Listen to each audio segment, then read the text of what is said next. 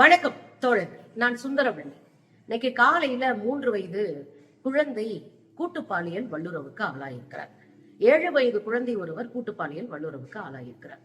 இன்னொரு பக்கம் 13 பேரை ஸ்டெர்லைட் போராட்டத்துல சுட்டு கொன்ன ஒரு உத்தரவிட்ட ஒரு அதிகாரி மதுரைக்கு கமிஷனரா நியமிக்கப்பட்டிருக்கிறார்.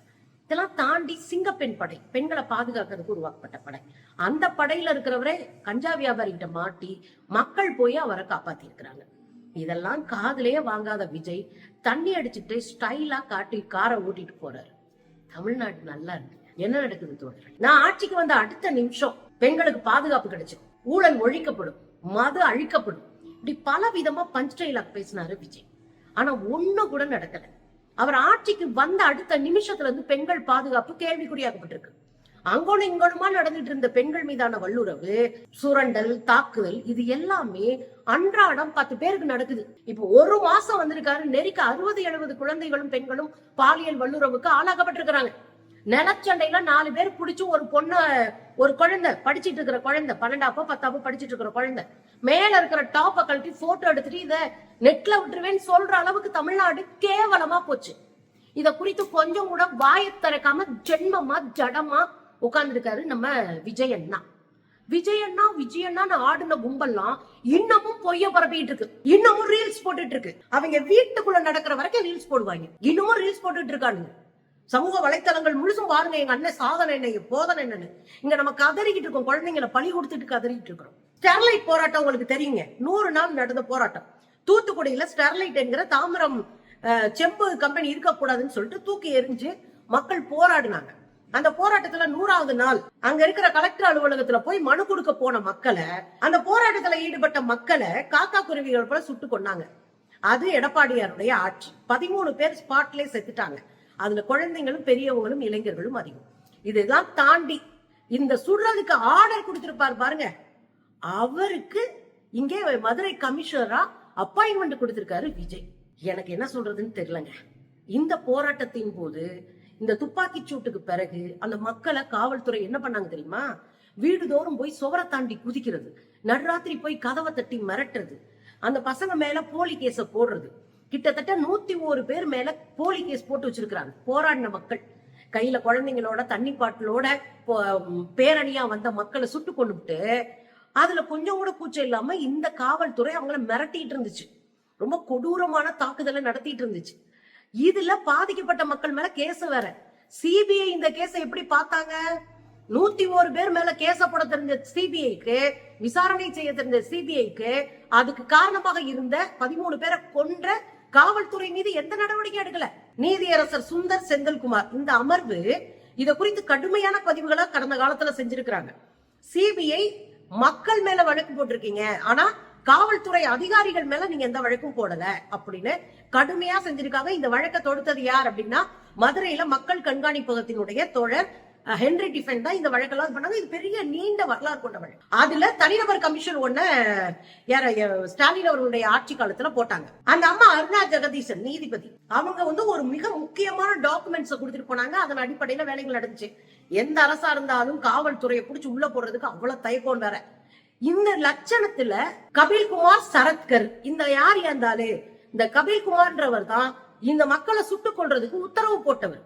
அவரை இன்னைக்கு மதுரை கமிஷனரா போட்டிருக்காங்க. மக்கள் கடுமையா எதிர்ப்பு தெரிவித்து அந்த கொலைகாரனுக்கு எதிரான விசாரணை நடத்துங்கன்னு போராட்டம் நடத்திட்டு இருக்காங்க. கொஞ்சம் கூட கூச்சமே இல்லாம மக்களுக்கு எதிரான ஒரு அரசை விஜய் நடத்திட்டு இருக்காரு. இது ஒரு பக்கங்க. நேத்து மதுரை ஹைகோர்ட்ல இது தொடர்பா ஒரு வழக்கு போட்டு போலீஸ்காரங்களை விசாரிக்கணும், அப்பாவி மக்கள் 101 பேர் மேல வழக்கு போட்டிருக்கீங்களேன்னு சொல்லி ஹென்ரி டிஃபன் திரும்ப போக, நீதிபதிகள் இனிமேல் இந்த மக்கள் வழக்க மக்கள் மீதான வழக்கை நீங்க ஓயாம விசாரிச்சுட்டு இருக்க கூடாது, நீங்க இந்த போலீஸ்காரங்க மேல முதல்ல நடவடிக்கை எடுங்க, அதுக்கப்புறம் மக்களை விசாரிக்கலாம் அப்படின்னு அதிரடியா நேத்து ஒரு தீர்ப்பை கொடுத்திருக்கிறாங்க. ஹென்ரி டிஃபன் திரும்ப விஜய் அவர்களுக்கு ஒரு கோரிக்கையை வச்சாங்க.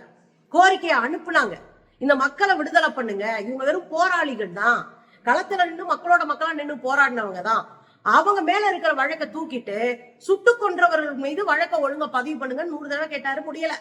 இவர் தான் அண்ணன் ஆட்சியை காப்பாத்துறவர்.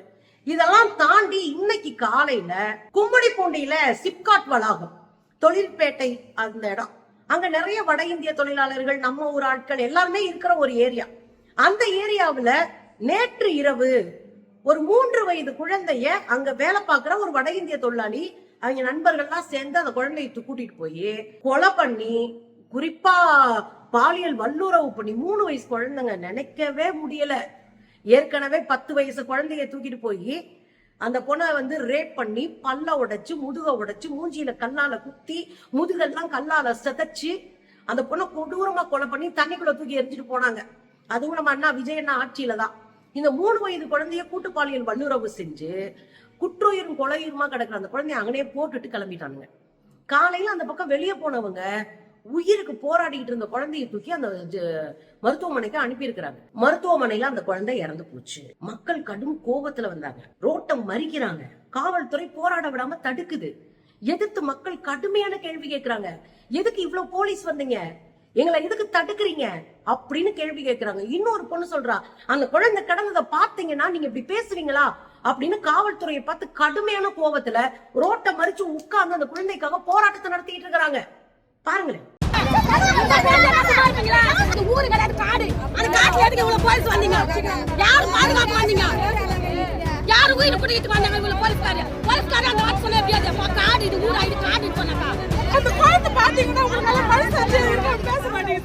அதே நாள்ல இன்னைக்கு காலையில பூந்தமல்லிக்கு பக்கத்துல இருக்கிற காட்டுப்பாக்கம், இந்த காட்டுப்பாக்கம் பகுதியில 7 வயது சிறுமிய பாலியல் வல்லுறவு செஞ்சிருக்கிறான். எனக்கு என்ன சொல்றதுன்னே தெரியலங்க. இது அன்றாடம் ஒரு செய்தியா நம்ம கடக்க ஆரம்பிச்சிட்டோம். இன்னும் கொஞ்ச நாள் போச்சுன்னா ஆமாங்க அப்படிதாங்க நடக்கும் அப்படின்னு பீகாரை போலவும் உத்தரப்பிரதேசத்தை போலவும் அங்க இருக்கிற மகாராஷ்டிரா இதுகளை போலவும் நம்ம எல்லாத்தையும் கடந்து போக பழகிரும். நம்ம அடுத்தவர்களுடைய துயரத்தெல்லாம் நம்ம கண்டுக்கிறதே இல்ல. இன்னமும் இந்த தாவைக்க கும்பல் ரீல்ஸ் போட்டுட்டு இருக்கு. எங்க அண்ணன் நொன்னை நல்லா ஆட்சி கொடுக்குறாரு பேசிக்கிட்டு இருக்கு. வீட்டுல பொய் பிரச்சாரத்தை தொடர்ந்து பண்ணிக்கிட்டு இருக்கிறாங்க. நீங்க சாதாரணமா நினைச்சிட்டு இருக்கீங்க இந்த கிரிமினல் கும்பலை. வாட்ஸ்அப்ல பார்த்துட்டு வாட்ஸ்அப்ல வதந்திகளை பரப்புறானுங்க.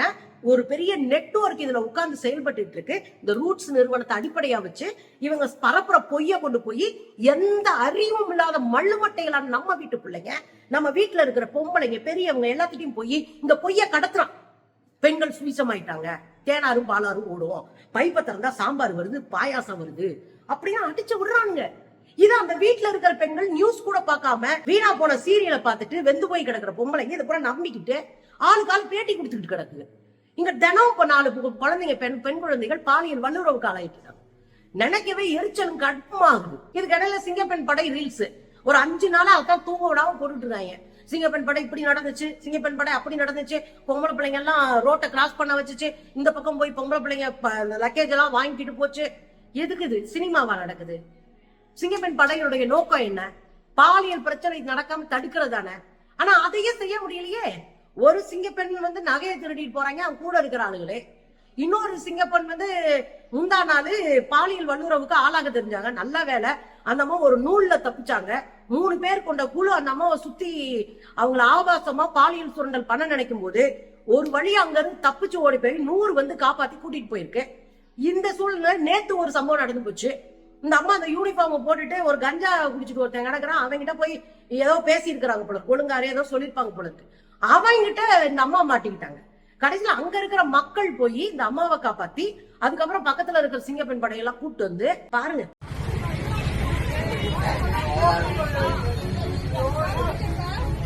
சரி இங்க பாரு, அவங்க கேக்குறாங்க.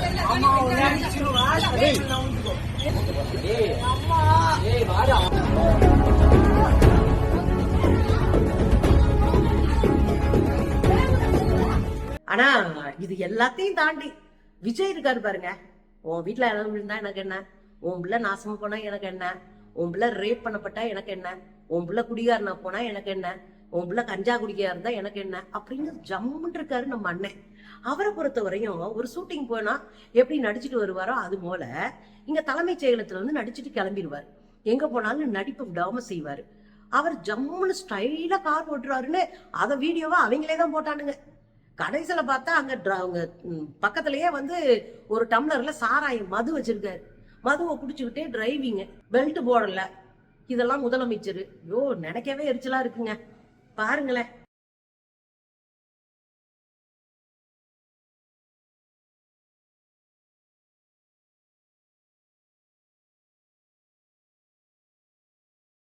பாத்தீங்களா என்ன நடக்குது தமிழ்நாட்டுல? இந்த ஆள் தான் போதையை ஒழிக்க போறான், இந்த ஆள் தான் பெண்களை பாதுகாக்க போறான், இந்த ஆள் தான் தமிழ்நாட்டை சுபிட்சமா பாலாரும் தேனாரும் ஓட வைக்க போறான். இதெல்லாம் கற்பனையிலே ஓட வச்சுட்டு இருக்காங்க. உன் வீட்டுக்கு வர்ற வரைக்கும் உனக்கு தெரியாது, நீ எங்க ஒன்னைன்னுகிட்டு இருப்பீங்க. வீட்டுக்குள்ள வந்த பிறகு உங்களால ஒண்ணுமே செய்ய முடியாது. இன்னைக்கு நீங்க முழிச்சுக்கலன்னா பெரிய விலை கொடுக்கணும். அது உங்க உயிரா இருக்கலாம், உங்க பிள்ளைங்க மான மரியாதையா இருக்கலாம், உங்க குடும்பம் இழப்பறதா இருக்கலாம், எது வேணாலும் நடக்கும். எல்லாத்துக்கும் தயாரா இருங்க. ஒண்ணு போராட்டம் பண்ணி இந்த கும்பலை அம்பலப்படுத்துவது, மக்கள்கிட்ட கொண்டு போய் இந்த கும்பலுடைய ஆட்சியில் நடக்கிற அவலங்களை எடுத்து சொல்றது. இல்ல அமைதியா இருந்தீங்கன்னா நாளைக்கு உங்க வீட்டுல இது நடக்கும்.